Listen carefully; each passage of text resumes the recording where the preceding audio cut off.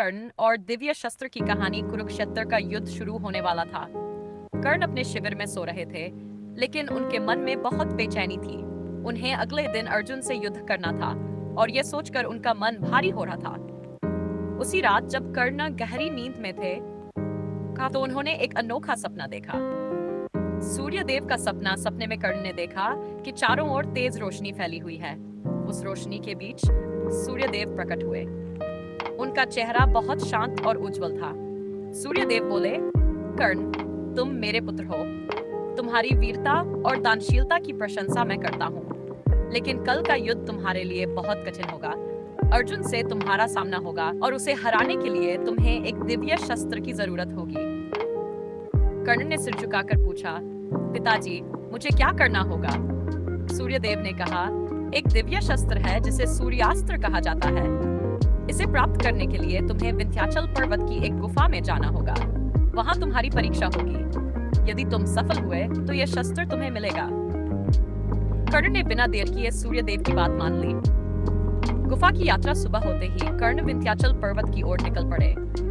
रास्ता बहुत कठिन था। चारों ओर जंगल, खतरनाक जानवर और ऊंची नीची चट्टानें, लेकिन कर्ण ने अपनी हिम्मत नहीं हारी। आखिरकार कई घंटों की यात्रा के बाद वे गुफा तक पहुंचे। गुफा अंदर से अंधेरी और डरावनी थी। अचानक एक दिव्य आवाज गूंजी, हे कर्ण, अगर तुम ये शस्त्र पाना चाहते हो तो तुम्हें तपस्या करनी होगी। 7 दिन तक ध्यान लगाओ और सूर्य मंत्र का जाप करो। कर्ण ने गुफा में बैठकर ध्यान लगाना शुरू किया। 7 दिनों तक बिना अन्न जल के उन्होंने सूर्यदेव का ध्यान किया। उनकी तपस्या से प्रसन्न होकर गुफा में तेज रोशनी फैल गई। उसी रोशनी से एक दिव्य शस्त्र प्रकट हुआ।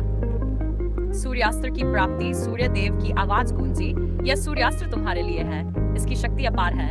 इससे तुम किसी भी शत्रु को हरा सकते हो, लेकिन ध्यान रहे, इसका उपयोग केवल धर्म और न्याय के लिए करना, अन्यथा यह शस्त्र तुम्हारे लिए विनाशकारी हो सकता है।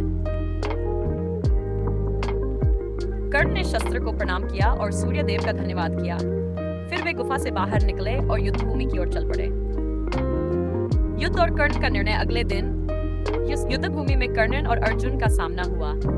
दोनों ने अपने अपने धनुष उठाए और भयंकर युद्ध शुरू हुआ। एक ऐसा क्षण आया जब कर्ण सूर्यास्त्र का उपयोग कर सकते थे, लेकिन तभी कर्ण के मन में विचार आया, क्या यह सही होगा? क्या मैं धर्म का पालन कर रहा हूँ? कर्ण ने सूर्यास्त्र का उपयोग नहीं किया। उन्होंने सोचा कि धर्म से बढ़कर कुछ नहीं है। कहानी का संदेश। सूर्यपुत्र कर्ण की यह कहानी हमें सिखाती है कि सच्चा वीर वही है जो अपनी शक्ति का उपयोग केवल अच्छे कामों और धर्म की रक्षा के लिए करे। कर्ण का साहस, त्याग और सत्य के प्रति उनका सम्मान हमें हमेशा प्रेरित करता है।